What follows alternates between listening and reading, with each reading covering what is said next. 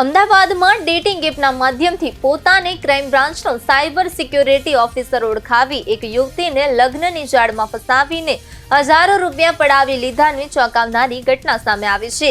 આરોપીએ યુવતીનો વિશ્વાસ જીત્યો હતો, પરંતુ પડતી લાલચને કારણે તેનો ભાંડો ફૂટી ગયો છે। નવરંગપુરા પોલીસે આ મામલે ગુનો નોંધી નકલી પીએસઆઈની ધરપકડ કરવા ચક્રો ગતિમાન કર્યા છે। મૂળ રાજકોટની અને હાલ અમદાવાદના નવરંગપુરા વિસ્તારમાં રહીને ખાનગી ઇન્સ્યોરન્સ કંપનીમાં મેનેજર તરીકે નોકરી કરતી 35 વર્ષીય યુવતી લગ્ન માટે યોગ્ય પાત્રની શોધમાં હતી।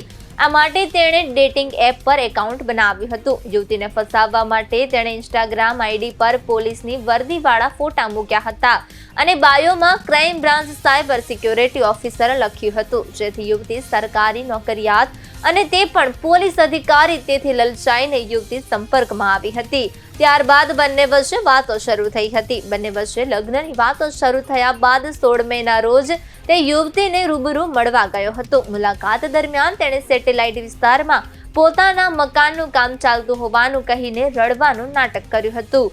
કોન્ટ્રાક્ટરને તાત્કાલિક પૈસા ચૂકવવાના બહાને તેણે યુવતી પાસે આર્થિક મદદ માંગી હતી। ભાવુક થઈને યુવતીએ તેની વાતો પર ભરોસો કરી લીધો અને 17 મેના રોજ ગૂગલ પે થી ₹79,700 ટ્રાન્સફર કરી દીધા। 79,000 રૂપિયા મેળવ્યા બાદ નકલી પીએસઆઈની લાલચ વધી ગઈ।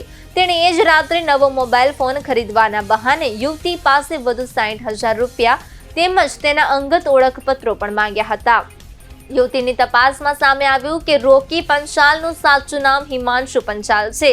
તે પોલીસ વિભાગમાં કોઈ જ નોકરી કરતો નથી અને માત્ર ઠગાઈ કરવા માટે નકલી ઓફિસર બન્યો હતો।